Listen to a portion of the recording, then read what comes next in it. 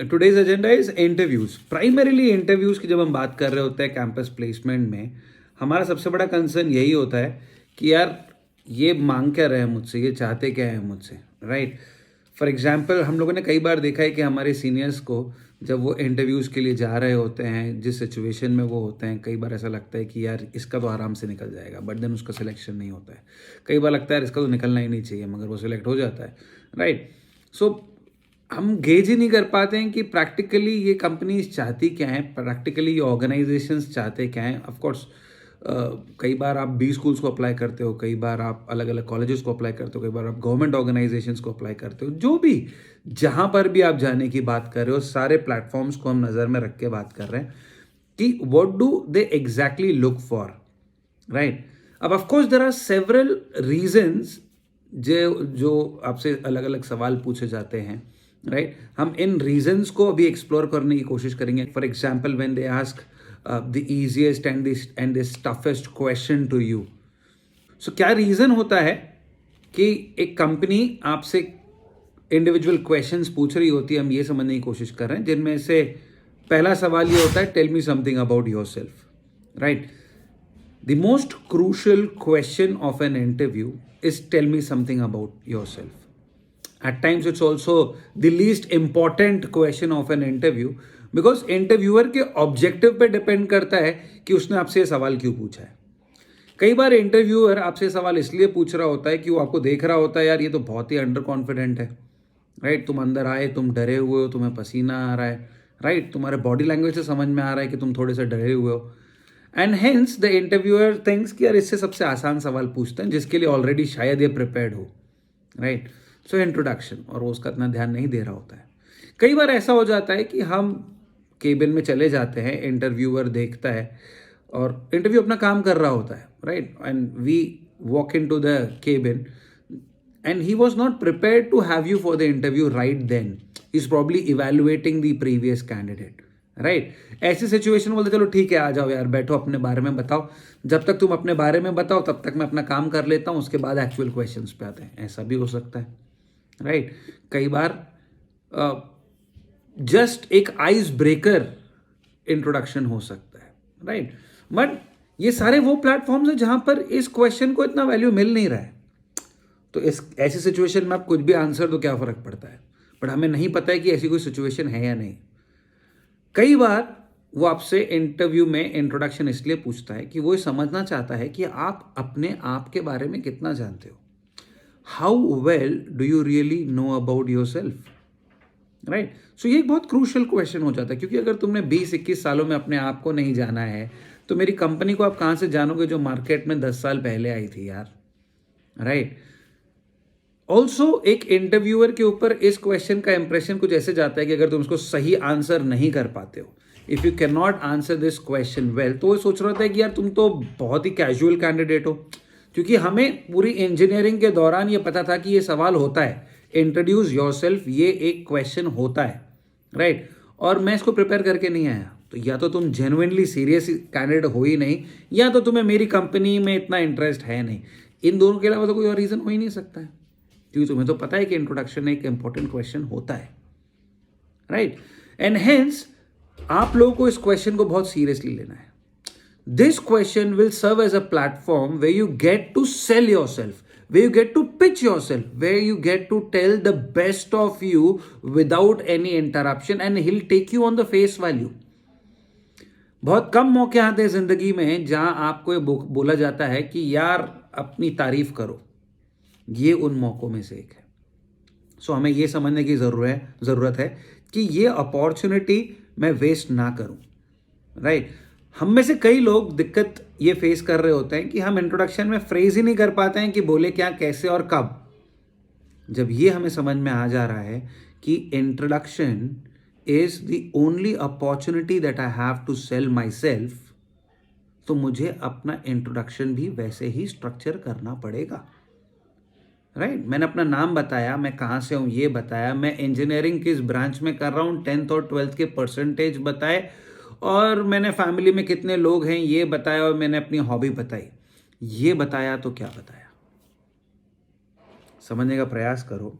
ना वो एक कंडीशन के साथ आ रहे हैं कि हमें 4 लोगों का परिवार चाहिए, ना वो इस कंडीशन के साथ आ रहे हैं कि नहीं तुमने सीबीएसई से ही पढ़ाई की होनी चाहिए, स्टेट बोर्ड से ही पढ़ाई की होनी चाहिए, ना वो ये बोल रहे हैं कि यार सिंगर होगा तो क्या बात है, डांसर तुमने बहुत देखे हैं। ऐसा तो कुछ है ही नहीं ना, राइट। वो इंजीनियर चाहते हैं, उन्हें इंजीनियर्स ही चाहिए। The companies are looking for engineers, so you need to talk engineering. Of course, you start with your name. That's not a problem. Of course, you can say, where are you from? That's not a problem. Of course, you need to talk about your branch. But इसके बाद क्या? इसके बाद family क्यों? इसके बाद hobby क्यों? Right? It's not a B school interview where you start talking of hobby and you show that you're passionate. You're a leader. Right पहले तो यहाँ टेक्निकल स्किल्स मायने रखती है ना। वो एक इंजीनियरिंग कॉलेज में आए, वो बीकॉम के कॉलेज में नहीं गए, बीबीए के कॉलेज में नहीं गए। It's a company that has come to an engineering college, right. So the point here being, मैं अपने इंजीनियरिंग के बारे में बात करूं, एंड बाय मैं अपने इंजीनियरिंग के बारे में बात करूं, आई मीन मैं अपने प्रोजेक्ट्स के बारे में बात करूं, मैं अपनी इंटर्नशिप्स के बारे में बात करूं, मैं अपने वर्कशॉप्स के बारे में बात करूं, मैं उन मेजर सर्टिफिकेशंस के बारे में बात करूं जो मैंने किए हुए हैं अपनी इंजीनियरिंग के दौरान। यही तो मेरा एकेडमिक प्रोफाइल है ना। This is what they are looking for. When I say I've done my engineering in the branch of computer science or industrial engineering or chemical engineering or civil engineering, and I've done a couple of projects. One was a major project, one was a mini project. The major project was on XYZ, the mini project was on ABC, which was for a duration of this many months. Besides that, I've also been an active member of the technical event of our college, जिसके अंदर हमने ये organize किया। See, you're building a profile around yourself. You got them interested in you, right? So, अपना academics मतलब projects, internships, trainings, workshops, ये 4 चीज़ें, right? Besides अपने certifications भी, जब ये बता दो फिर तुम अपने achievements पर आइए कि मैंने पेपर प्रेजेंटेशन कंपटीशन में ये जीता, मेरा रिसर्च पेपर यहाँ है, मेरा रिव्यू पेपर यहाँ है, मैंने अपने कॉलेज में को रिप्रेजेंट किया, cricket, football, basketball, singing, dancing, जिसके अंदर भी चलेगा ना। मैं ब्रांच टॉपर था, मैं ये था, मैं वो था, ये सब अचीवमेंट्स इसके बाद लाओ। अचीवमेंट्स खत्म होने के बाद पार्टिसिपेशंस लेकर आओ कि मैंने अपने कॉलेज को रिप्रेजेंट किया, मैंने इवेंट ऑर्गेनाइज करने में हेल्प की, मैंने इवेंट ऑर्गेनाइज किया। See, try to understand, order of importance समझना जरूरी है। इसके बाद वो सवाल पूछ चुका होगा आइडियली। अगर उसने नहीं पूछा है तो आपको परमिशन है कि फिर आप अपनी फैमिली बैकग्राउंड और अपनी हॉबीज को अगर सामने प्रेजेंट करना चाहते हो तो, right. This is what an introduction is made up of, friends. मैं चाहता हूं आप अपना इंट्रोडक्शन इस तरह से फ्रेम करें। जब आप में से कई लोगों के इंटरव्यूज कल शेड्यूल होने वाले हैं, राइट, सो प्लीज एंश्योर कि आप अपने इंट्रोडक्शन को सही तरह से फ्रेम करें। Invest some time in framing the right introduction, right. So कई बार आपसे सवाल पूछा जाता है, इंट्रोड्यूस योरसेल्फ। कई बार आपसे सवाल पूछा जाता है, tell me something apart from this resume, right. कई बार हमको बताते हैं, कई बार हमसे पूछते हैं कि यार इंट्रोडक्शन दीजिए। कई बार बोलते हैं यार इंट्रोडक्शन रेगुलर नहीं चाहिए, कुछ अलग बताओ, मैं बोर हो गया हूं, कुछ ऐसा बताओ जो इस रेज्यूमे में नहीं लिखा है। ऐसे सिचुएशन में मैं क्या करूं? More often than not we are confused कि अब क्या ही सुनना चाहते हैं आप, राइट। बट ऐसी सिचुएशन में उसकी एक्सपेक्टेशन ये है कि आप अपनी लाइफ का कोई एक एक्सपीरियंस शेयर करो जिससे आपको कुछ सीखने को मिला है, right. A situation, an experience of your life that has taught you something, something that you have learn from the past, right. उसमें कुछ भी हो सकता है। आप 12th स्टैंडर्ड तक अपनी फैमिली के साथ रहे और उसके बाद आप एक हॉस्टल में शिफ्ट हो गए, जैसे आपको रियलाइज हुआ कि यार कल्चरल इंपॉर्टेंस क्या होती है, तुम्हें रियलाइज हुआ कि यार इमोशनल इंटेलिजेंस क्या चीज़ होती है। कई कैंडिडेट्स होते हैं जब ये सवाल पूछा जाता है वो रिप्लाई करते हैं कि सर 12th स्टैंडर्ड तक फ्रेंड्स के घर वालों के साथ रहा, फिर उसके बाद हॉस्टल में शिफ्ट हो गया। अलग अलग जगहों से लोग आए, अलग अलग सिटीज से लोग आए उस हॉस्टल में रहने के लिए।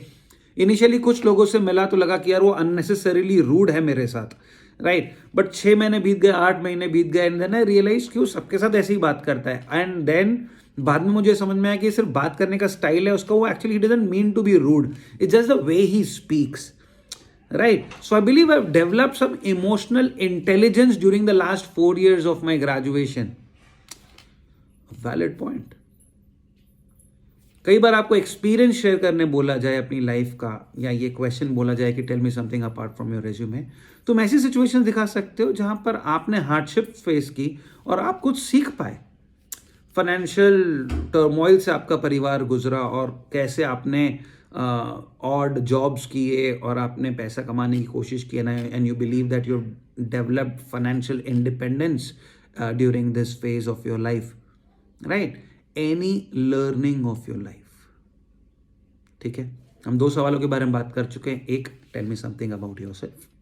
दूसरा, tell me something apart from the resume. Moving on to the next question, what is your strength and what's your weakness, right? Tell me something apart from your resume से जुड़ा हुआ क्वेश्चन होता है ये। एक तरीके से जब आपको इंटरव्यूअर पूछता है tell me something apart from your resume, वो एक तरीके से आपकी लर्निंग से आपकी अक्वायर्ड स्ट्रेंथ पे ही जा रहा होता है, राइट? सेकेंड इंपॉर्टेंट, जब आपसे डायरेक्टली आपकी स्ट्रेंथ पूछता है, जब डायरेक्टली आपकी स्ट्रेंथ पूछी जा रही होती है, तब हमें क्या जवाब देना होता है? अब ऑफकोर्स यहाँ पे लर्निंग एक्सपीरियंस तो बताना नहीं है, मुझे अपनी स्ट्रेंथ क्या बतानी चाहिए, राइट? कई लोग लिखते हैं ऑनेस्ट, कई लोग लिखते हैं पंचुअल, राइट? मुझे लगता है कि आप ऐसी स्ट्रेंथ बताइए। When they ask you what's your strength, when an interviewer ask you what's your strength, his idea is not strengths in general, his idea is professional strength. His idea is कि ऐसी कौन सी चीज़ें हैं जो आपको लगता है कि प्रोफेशनली आपकी पर्सनालिटी को हेल्प करेगी ग्रो करने में, राइट? सो जब हम बोलते हैं कि I am honest, I am punctual, I have my sincere doubts कि हमें ये कितना आगे ले जाने वाली है, but then yes, when you say things like sir I am persistent, sir I am perseverant, I have the willingness to learn, I'm a quick learner, I have good listening skills, I'm patient, I am observant, I have good technical skills, I have emotional intelligence, I am adaptable, जैसी सारी strengths जो भी आपको याद आ रहा है extrovert से लेकर सब कुछ, ऐसी स्ट्रेंथ जो आपको लगती है प्रोफेशनली एक कैंडिडेट में होनी चाहिए, जो उसका कैंडिडेचर स्ट्रॉन्ग करती है, ऐसी स्ट्रेंथ्स आपको बतानी चाहिए, राइट? अब ये सवाल पूछने के बाद वो रुक नहीं जाता है कि आपकी स्ट्रेंथ क्या है, ये पूछने के बाद वो रुक नहीं जाता है। कई बार आपकी स्ट्रेंथ के साथ वो एक सपोर्टिंग स्टेटमेंट देते हैं कि why do you believe this is your strength. कई बार आपकी स्ट्रेंथ के साथ वो पूछते हैं कि आपको क्यों लगता है कि ये आपकी स्ट्रेंथ है, आपने कहां ये स्ट्रेंथ शोकेस की है, has there been any situation where you have showcase this strength of yours, कि वो भी तो समझे कि तुमने गूगल करके ये स्ट्रेंथ निकाली है, जेन्युइनली तुम्हें लगता है कि तुम्हारी स्ट्रेंथ है। सो इसलिए आप सभी कैंडिडेट से रिक्वेस्ट है कि अपनी स्ट्रेंथ के साथ एक एग्जाम्पल जरूर तैयार रखें कि ये स्ट्रेंथ आपने कहां शोकेस की, कब शोकेस की। सर मुझे एग्जाम्पल याद नहीं आ रहा, मतलब वो आपकी स्ट्रेंथ नहीं है, वो सिर्फ एक आपका बिलीफ है, आपको यकीन नहीं है कि वो आपकी स्ट्रेंथ है, राइट? सो प्लीज ये कोशिश कीजिए कि आप अपनी स्ट्रेंथ अगर आइडेंटिफाई कर रहे हैं तो उसके साथ एक सपोर्टिंग एविडेंस भी आइडेंटिफाई करें कि वो स्ट्रेंथ आपने पहले कहां शोकेस की है, right?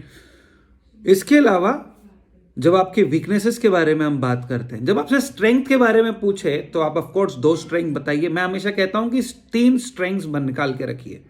I always recommend that you have 3 strengths in your kitty, right? The reason for that being, पहली 2 strengths तब बताइए जो आपसे strength पूछे, और तीसरी strength आप बताइए जब वो आपसे पूछे why should we select you। एक इंटरव्यूअर आपसे पूछे why should we select you, तो आपको ये नहीं कहना चाहिए कि sir as I mentioned earlier, sends across a very wrong message। या तुम्हारे पास एक एडिशनल स्टेटमेंट नहीं है बोलने के लिए, तुम्हें पुराने स्टेटमेंट का रेफरेंस लेना पड़ रहा है, right? So it's good to have multiple strengths in your kitty, ठीक है? So 2 strength जब वो strength पूछे, एक strength जब वो बोले why should we select you, right? However इतनी सारी weaknesses create करने की जरूरत नहीं है आपको, right? One weakness is sufficient, one valid weakness is sufficient, right?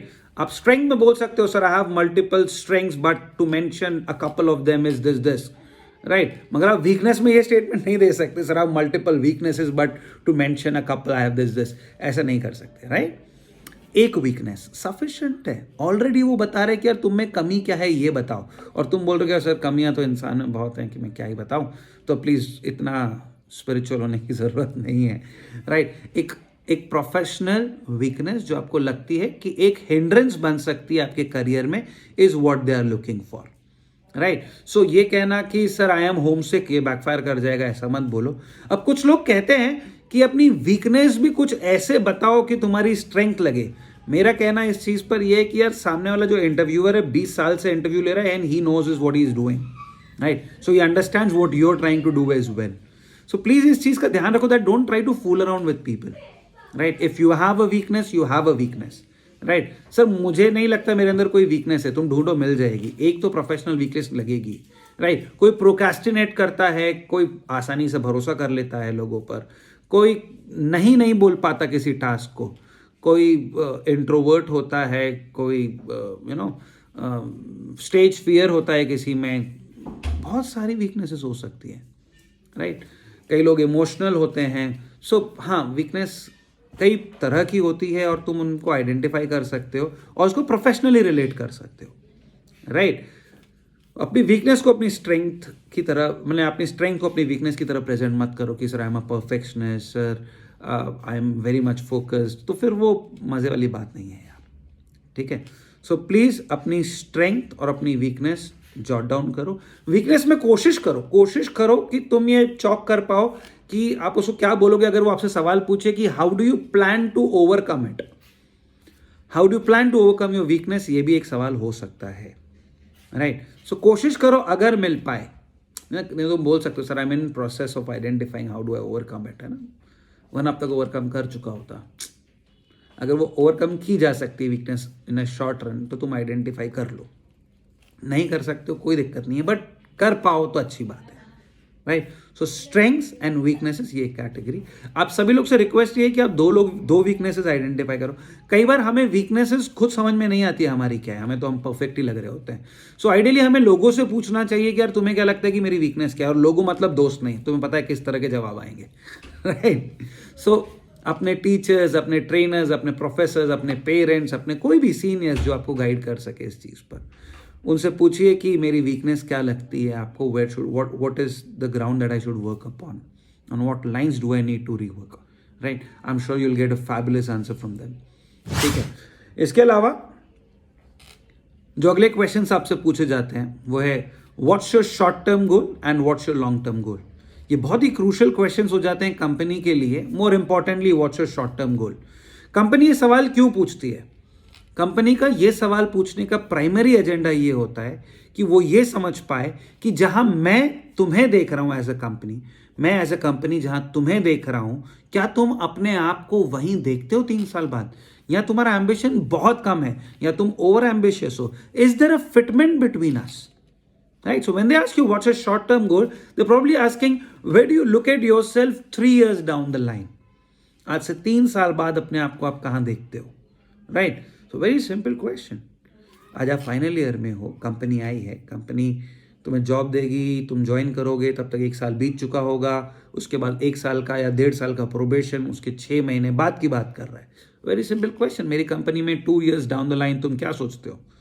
सो अगर तुम बोलते हो कि sir I think I look at myself heading a small team of 4 to 5 people where I can contribute efficiently to the growth of the organisation some or the other way, I believe I will be successful. Nice. Besides मैं तो हमेशा ये suggest करता हूँ कि आप किसी भी कंपनी में इंटरव्यू पे जाने से पहले उसके करियर सेक्शन को जरूर विजिट करो, इनफैक्ट पूरी वेबसाइट को विजिट करो, राइट। करियर सेक्शन में क्या होता है, दिख रहा होता है कि यार 3 साल के वर्क वाले से वो क्या चाहते हैं, 5 years के वर्क वाले से क्या चाहते हैं, 10 years के वर्क वाले से क्या चाहते हैं। So when they ask you what's a short term गोल, तुम उन्हीं के गोल्स को ध्यान में रखते हुए 3 और 5 years का एक ब्लेंड उठाते हुए एक आंसर कर सकते हो, राइट। बहुत ही सिंपल हो जाता है, ठीक है। So try to go through the website of the college, the company, I am sorry. अब सिर्फ वेबसाइट और किसी रीजन से कई बार तुमसे सवाल पूछा जाता है कि why do you wish to join our organisation, why do wish to join our company, right? हमारे पास सिर्फ एक ही जवाब होता है कि it's a very nice company. सब उनको नहीं पता है कि यार मार्केट में और कितनी नाइस कंपनीज हैं। तो तुमसे पूछेगा ना, why do not join other nice companies, है ना? तो अब हमारे पास कोई जवाब नहीं होता, क्योंकि जेन्युइनली हमारे पास उस कंपनी का भी कोई जवाब नहीं है। अब आप आए हो हमारे कॉलेज तो हमारा फ़र्ज़ है बैठना, 4.5 लाख आप दे रहे हो, मुझे चलता है इसलिए मैं आ गया, ये तो मैं बोल नहीं सकता आपको, right? So you visit the company's website, you understand what they are into, what are the locations, how old is the company. Company अगर 8-10 साल पुरानी है तो उसको बताओ कि यार इतनी एनर्जेटिक कंपनी है, यंग कंपनी है, एग्रेसिव कंपनी है, इस एग्रेशन का हिस्सा बनकर मुझे बहुत कुछ सीखने को मिलेगा और जल्दी सीखने को मिलेगा, राइट? बिसाइड्स अगर बहुत पुरानी कंपनी है, 50-60-100 साल की लेगेसी है, तो तुम बोलो कि एस्टैब्लिश्ड लर्निंग है, कंपनी में आकर बहुत ही ऑर्गेनाइज तरीके से सीखने को मिलेगा, इतने सारे वर्टिकल्स है, इतने डिपार्टमेंट्स है, तो क्रॉस फंक्शनल लर्निंग सीख का अपॉर्चुनिटीज़ बहुत बढ़ जाता है। कंपनीज इतनी लोकेशंस में अवेलेबल है तो क्रॉस कल्चरल नॉलेज भी बहुत स्ट्रांग हो जाता है। So I believe all in all this companies a very good opportunity to be a part of. समझ में आ रहा है? You study the company. Website study करने के, कंपनी की वेबसाइट स्टडी करने के बहुत सारे फायदे होते हैं। When you study the website of a company, the lot of advantages associated with it. पहला advantage, when they ask you what's your short term goal. दूसरा advantage, when they ask you why do you wish to join our company. तीसरा advantage, जो आपसे पूछते हैं कि which location would you prefer. अब मैंने गुड़गांव बोल दिया, कंपनी गुरुग्राम सॉरी बोल दिया, और कंपनी वहां है भी नहीं। दिल्ली में उसका एक ब्रांच है, मुंबई में एक ब्रांच है, पुणे में एक ब्रांच है। तुम कहां से बैंगलोर बोल रहे हो, तुम कहां से चेन्नई बोल रहे हो? तुम एक चीज तो समझो, तुमने बोल दिया सर नागपुर, अरे बोले है ही नहीं यार, घर पे बना के दूं तुझे, right? So when you study the website of a company, it brings in a lot of insight and you come out as a mature personality, right? So long term goals में भी आप कंपनी की website visit करके देख सकते हो, समझ सकते हो कि क्या एक्सपेक्टेड है 10 साल बाद। तुम्हारे पास ऐसा लॉन्ग टर्म गोल है, सुपर लॉन्ग टर्म गोल है, जहां तुम बोलना चाहते हो कि मैं एक एनजीओ स्टार्ट करना चाहता हूँ, कोई दिक्कत नहीं है। मैं एक अपना इंडिपेंडेंट सेटअप करना चाहता हूँ, मैं एक कंसल्टेंट बनना चाहता हूँ। फिर वो पूछा कितना साल बाद, बोले सर पता नहीं। बोले कैसे बनोगे? सर अभी तो मतलब ऐसा वो दिमाग में है, I have not finalised anything on it. Is not a bad answer at all. Long run में जो तुम करना चाहते हो, जरूर नहीं है ना कि उसका प्लान परफेक्ट, तुम्हारे पिच परफेक्ट आज ही हो, ऐसा बिल्कुल भी जरूरी नहीं है। तो do not hesitate to say I am sorry sir, I am not very clear with that plan as such, right? Will move on to the next question. कई बार वो आपसे पूछ रहे होते हैं, सो इन एन इंटरव्यू कई बार आपसे पूछा जाता है कि व्हाट्स योर, नहीं ये व्हाट्स योर एक्सपेक्टेशन तो यूजुअली ऑफ कैंपस के लिए होता है। मैं किसी और क्वेश्चन को सामने ले आता हूँ। सो कई बार इंटरव्यूज में आपसे पूछा जाता है, are you willing to sign a bond, right? देखिए, अगर कंपनी आपसे बॉन्ड साइन करवाना चाहती है और तुम मना कर देते हो तो कंपनी तुम्हें नहीं लेगी। और कंपनी बॉन्ड साइन नहीं करवाना चाहती और फिर भी तुमसे पूछती है, are you willing to sign a bond, मतलब उसे लग रहा है कि तुम शायद भाग जाओगे, शायद तुम्हारा गोल कुछ और है, शायद you have alternate goals along with this interview again, right? So कई बार इंटरव्यू में आपसे कंपनीज पूछती हैं कि are you willing to sign a bond. तो पहली चीज, सीधा मना मत करो। दूसरी चीज, सीधा हाँ मत बोलो। पहले थोड़ा विजडम दिखाओ, उनसे पूछो, sir if I may please ask what is the tenure of this bond that we are talking of. वो बोलता है 1 साल, 1.5 साल, 2 साल, हाँ बोलो ना। 1-1.5 साल में तो खुशी खुशी हाँ बोलो, राइट? उसको अगर साइन, कोई बोलता है 5 साल 7 साल, ऐसा कुछ होता ही नहीं है, FYI ऐसा कुछ होता ही नहीं है, राइट? तो तुम सीधा मना भी कर सकते हो, I am sorry sir, I don't know if 5 years is a commitment that I am willing to get into. I'm sure I'll be happy to serve any organization for a lifetime, but committing on paper 5 years is something that is very difficult, and it is absolutely okay to say that. ज्यादातर companies 3 साल का bond sign कराती है, maximum बता रहा हूं मैं, इससे ऊपर का बॉन्ड साइन नहीं होता, राइट? उसके अंदर भी बहुत सारे क्लॉजेस होते हैं कि पहले साल में छोड़ा तो इतना देना पड़ेगा, दूसरे साल में छोड़ा तो इतना कम देना पड़ेगा, तीसरा साल में छोड़ा तो ना के बराबर अमाउंट देना पड़ता है, right? But then there are companies that get you sign a bond, right? और वो आपके ऑफर लेटर में ही सर्विस के टर्म्स एंड कंडीशंस में आ जाता है, ठीक है? एंड यूजुअली कंपनी अनाउंस कि हमारा एक बॉन्ड रहना वाला है ना। तो कंपनी जब पूछती है I you willing to sign a bond, तो कोशिश करो कि तुम पहले पूछो कितने समय का है। 1-2 साल बोलते हैं तो हाँ बोलो, 3 साल बोलते हैं और तुम्हें कंफर्टेबल है कि तुम 3 साल का बॉन्ड साइन करना चाहते हो तो हाँ बोलो, कंफर्टेबल नहीं है तो बोलना sir I think I have to look into it once, right. तुम ऐसी चीज़ें कमिट मत करो जो तुम्हें नहीं लगता कि तुम पूरी कर पाओगे, क्योंकि तुम्हें ऑफर लेटर दे देंगे, फिर तुम उसको एक्सेप्ट नहीं करोगे, फिर कॉलेज के लिए प्रॉब्लम हो जाएगी, राइट। क्योंकि वो कंपनी भी देख रही है ना यार कि मैंने 40 कैंडिडेट को ऑफर लेटर दिए हैं तो इसमें से 35 एक्सेप्ट कर लेंगे और तुम इवेंचुअली 30 लोग ही टर्न अप होते हो, दैट्स अ डिससैटिस्फैक्शन वाला स्टेट, राइट। फिर राउंड 2 निकालो, it's embarrassing for them as well, ठीक है। सो don't do that if you're not comfortable, it's okay to say I'm not sure if I want to do that, ठीक है। कई बार interviewer आपसे पूछता है do you have any questions. इसका मतलब ये नहीं है कि वो चाहता है कि तुम सवाल पूछो, प्लीज समझो, है ना। कई बार इंटरव्यू में ऐसा होता है कि इंटरव्यू 20, 30, 35 मिनट्स चल गया और इंटरव्यूअर को वो खत्म करना है, हो गया, डन, चलो थैंक यू, राइट। तो कई बार थैंक यू नहीं बोलने के लिए वो बोलता है all right that's all from my side, do you have any questions, right. Does not mean he wants question, it means कि वो तुम्हें बता रहा है कि डन, खत्म, थैंक यू, बाय, राइट। सो जरूरी नहीं कि तुम पूछो, प्लीज। और हम लोग कुछ पूछ लेते हैं कि sir what is the growth plan for the company, तो उसको क्या पता है यार, वो बेचारा HR है, वो थोड़ी CEO है, तुम जबरदस्ती उसकी रैगिंग ले रहे हो, राइट। कई लोग ज्यादा ओवर स्मार्ट बनने की कोशिश करते हैं, बोलते हैं कि sir what do you think, will I be selected और नॉट। अरे यार मत करो ना please, will let you know about that, ऐसा वो स्माइल करके तुम्हें भगा देगा, मत करो ऐसा। Why create such situations for yourself, ठीक है। कई बार ऐसा होता है। सो अगर मुझे पूछना है सर कुछ, मेरे अंदर इच्छा है कि अगर उसने मुझसे पूछा कि do you have any questions, तो मैं उससे क्वेश्चन पूछूं, ऐसी मेरी इच्छा है। तो मैं क्या पूछ सकता हूँ, तो मैं एट बेस्ट ये पूछ सकते हो कि सर जिस क्वेश्चन का मैंने जवाब गलत दिया था, what do you think was the answer for that. उसने बोला know your answer is incorrect, है ना। तो एंड में अगर तुम्हें पूछना ही है कुछ तो तुम पूछो कि सर आपने बोला था कि वो मेरा आंसर गलत है, if you can please throw some light, willingness to learn दिखाई देगा, राइट। सो या तुम एरिया ऑफ इम्प्रूवमेंट्स के ऊपर सवाल पूछ सकते हो उनसे कि sir based on this interview can you please guide me on where can I exactly improve, right. In a nutshell is also fine, ऐसा कुछ, ठीक है। तो दिखा रहा है यार कि विलिंगनेस टू लर्न है जेन्युइनली, ठीक है। Come out as a mature person. अब कई बार क्या होता है इंटरव्यू में, तुम कोई सवाल का जवाब देते हो और तुम्हें बोलता है कि नहीं गलत आंसर है। अब इसमें 2 सिचुएशंस हो सकती है। पॉइंट 1 कि तुम सही में गलत थे, और पॉइंट 2 तुम सही थे, तुमने क्वेश्चन का आंसर दिया जो तुम्हें सही लगा मगर उसने तुम्हें गलत बोला है। अब या तो तुम जेन्युइनली गलत थे या तो तुम एक्चुअली सही थे। अब दोनों सिचुएशन में तुम उससे लड़ नहीं सकते, तुम समझो। तुम गलत थे और तुम लड़े तो फिर तो खत्म खेल, और तुम सही थे और उसने तुम्हें जानबूझ के गलत बोला है तो वो स्ट्रेस इंटरव्यू बनाने की कोशिश कर रहा है, राइट। तो तुम उसको बोलो sir as much as I remember I think this should be the answer, but if you still say so sir I will take a note of it, खत्म।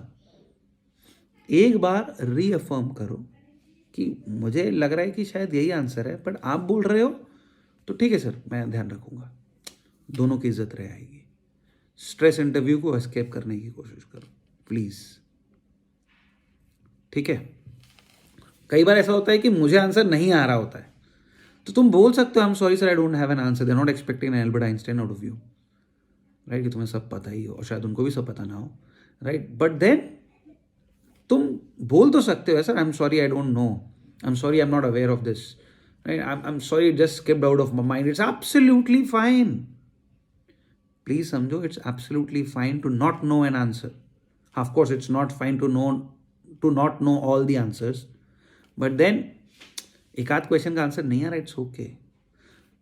तुम्हें आंसर पक्का पता नहीं है, तुम्हें लग रहा है कि शायद ये आंसर है and you want to take a guess, तुम उसको बोलो I am not very sure sir but if I have to take a guess I believe this should be the answer. इसमें क्या होगा कि अगर तुम गलत भी गए ना तो कई चांसेस होते हैं कि वो तुम्हें बेनिफिट ऑफ डाउट दे, चलो ठीक है ट्राई कर रहा था, मार्क्स नहीं काटते। वो तुम्हें करेक्ट भी करे और तुम्हें हेल्प भी करे और तुम्हें इनिशिएटिव लेने के या ट्राई करने के एडिशनल मार्क्स दे दे, राइट? तो ये सारे फायदे होते रहते हैं यार, राइट? मगर उस तरह से तुम काम करो, be transparent about it, be open about it, it's okay. एक कंपनी दो चीजें देख रही होती है जब तुम्हें रिक्रूट कर रही होती है, तो एक, तुम कंपैटिबल हो या नहीं, दो, तुम ऑर्गेनाइजेशन को कंट्रीब्यूट कर पाओगे या नहीं। तुम ऑनेस्टी दिखाओ, कंपैटिबिलिटी सामने आएगी, राइट? तुम अपना कंटेंट अच्छे से सामने प्रेजेंट करो, तुम्हारा एबिलिटी टू कंट्रीब्यूट दिखेगा। बी स्टैटिस्टिकली स्ट्रांग, है ना? तुमने क्वालिफाई किया एक इवेंट में वर्सेस एक 3,000 लोगों का इवेंट था जिसमें तुमने टॉप 100 में क्वालिफाई किया, तुम जीत नहीं पाए, but it was a great learning experience. कितना फर्क पड़ जाता दोनों स्टेटमेंट में।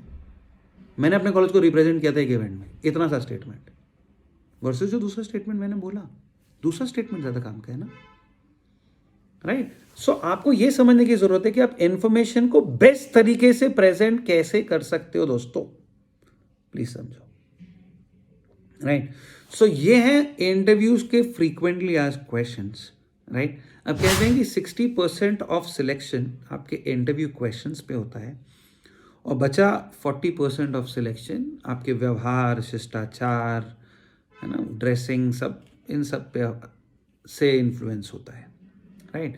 सो ऑफकोर्स जब हम इंटरव्यू के लिए जा रहे हैं, अब अगर ऑनलाइन हो रहा है तो कुछ अलग चीज़ों का ध्यान देना होता है, मेजर चीज़ें तो कॉमन होती है, और ऑफलाइन में कुछ अलग चीज़ों का ध्यान देना होता है, राइट? 1-to-1 जब इंटरव्यूज होते हैं इन पर्सन।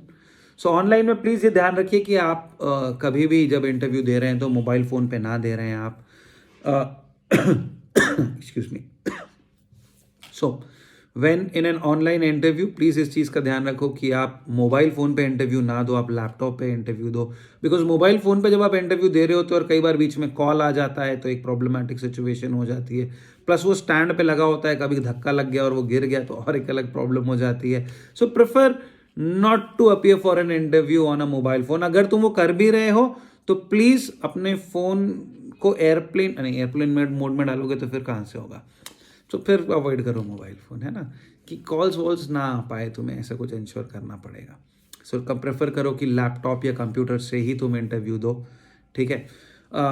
दूसरा, ऑनलाइन मोड में अगर तुम्हारे इंटरव्यूज़ हैं तो प्लीज़ इंश्योर करो कि तुम्हारा बैकग्राउंड जो है वो प्लेन है, राइट? या तो फिर तुमने एक वर्चुअल बैकग्राउंड क्रिएट किया हुआ है। So I have this wall in my house, so I don't have a problem, right? मगर आपके घर पे ऐसा कोई सब प्लेन स्ट्रक्चर, प्लेन बैकग्राउंड नहीं है तो फिर आप लोग को दिक्कत जा सकती है ना। तो एक प्लेन बैकग्राउंड अगर है तो बहुत अच्छी बात है, वरना एक वर्चुअल बैकग्राउंड क्रिएट कर दो, ठीक है? सो अब तुम्हारे पीछे खिड़की ना हो, वो खिड़की खुली ना हो, उसमें से रोशनी ना आ रही हो, ऐसे तुम्हारे बैकग्राउंड में सूर्य देव टाइप फीलिंग ना आए, राइट? ऐसी चीज़ों का ध्यान रखना बहुत ज़रूरी हो जाता है, वरना वो इंटरव्यू में इश्यूज क्रिएट करता है। तुम एक ऐसी लोकेशन पर बैठ के इंटरव्यू ना दो जहाँ पर कंस्ट्रक्शन का काम चल रहा है। तुम प्लीज़ अपने आप को कोई आइसोलेट कर लो कहीं जाकर और वहाँ पे इंटरव्यू दो जहाँ पर शोर शराबा, सब्जी वाले की आवाज़, लोगों की आवाज़ ना हो। ऐसी चीज़ों का ध्यान देना ज़रूरी है क्योंकि उससे इंटरव्यूअर को भी कभी डिस्ट्रैक्शंस को फेस करना पड़ता है, राइट? अब मैं एक इंटरव्यू ले रहा था, मतलब एक स्टूडेंट का, अब वो बैठी थी और उसके पीछे दरवाज़ा था।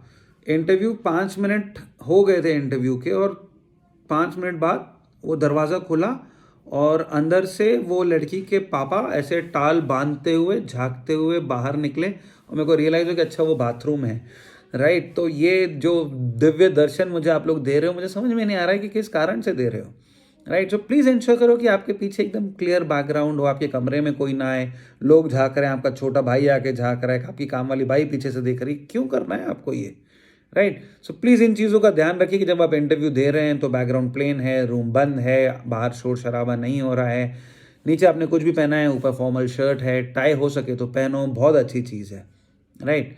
सो डिस्ट्रैक्शन फ्री एनवायरनमेंट रखो, इज़ वेरी इंपॉर्टेंट। नेटवर्क आपका बहुत स्ट्रांग हो, इज़ वेरी इंपॉर्टेंट। उस एक दिन के लिए दोस्त से एक डोंगल ले आओ किसी का भी और उस पर एक्सेस करो, but then my point is please ये विजडम दिखाओ।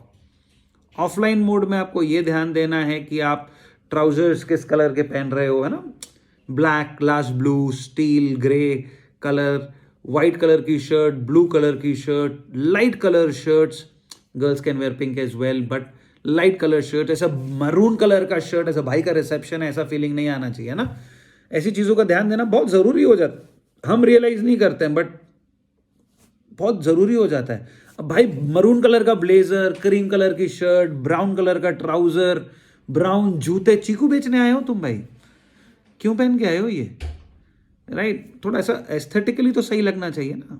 अब वो टाई ऐसे छोटा मूंग वड़ा बड़ा समोसा क्यों करना है?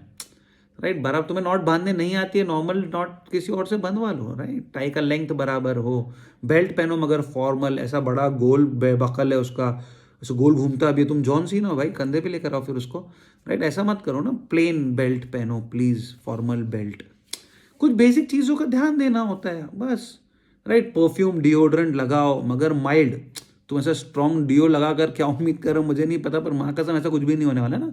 तुम ऐसा उम्मीद कर रहे हो कि तुम ऐसे अंदर जाओगे और मैडम ऐसा, नॉट हैपनिंग ब्रो। सो ऐसी कुछ बेसिक चीज़ों का ध्यान देना यार। अब स्ट्रॉन्ग डिओड्रेंट लगाने में क्या प्रॉब्लम है सर? मुझ जैसे लोगों को प्रॉब्लम है, मुझे बहुत सरदर्द होता है ना, मुझे एक्चुअली प्रॉब्लम है स्ट्रॉन्ग परफ्यूम्स, किसी भी स्ट्रॉन्ग एसेंस से। राइट, रूम फ्रेशनर भी स्ट्रॉन्ग रहा तो मेरा सर दुखता है।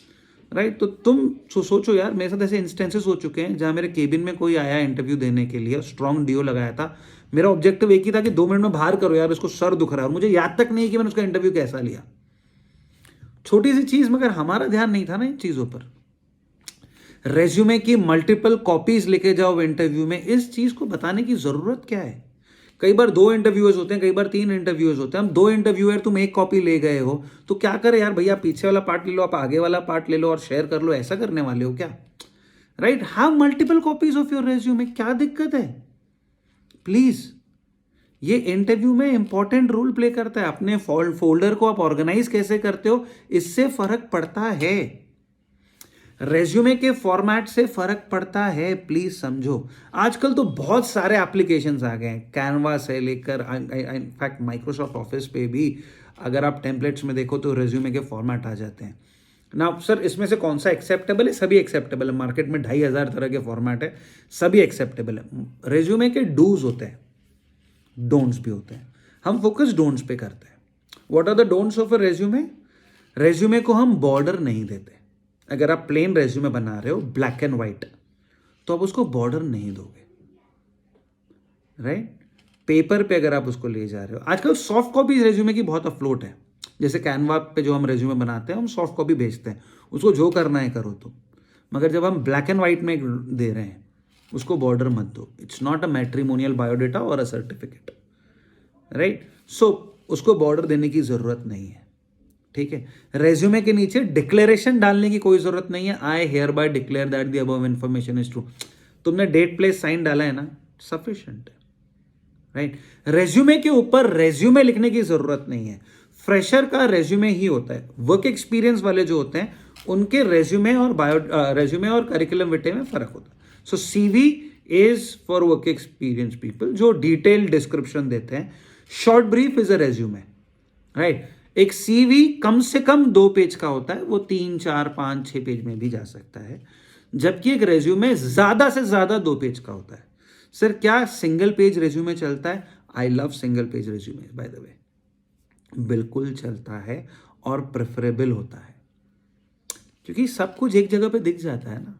सो कई लोग तो ऐसी कोशिश कर रहे होते हैं कि 2 पेज में रेज्यूमे चला जाए, इसके लिए फॉन्ट साइज 15 कर देते हैं, 16 कर देते हैं। भाई क्यों कर रहे हो? 1 पेज का चलता है।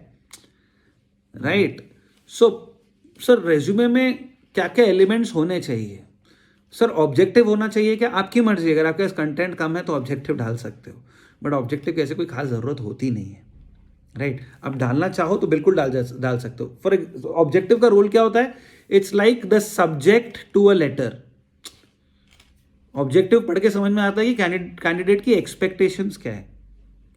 The objective in a resume defines your goal.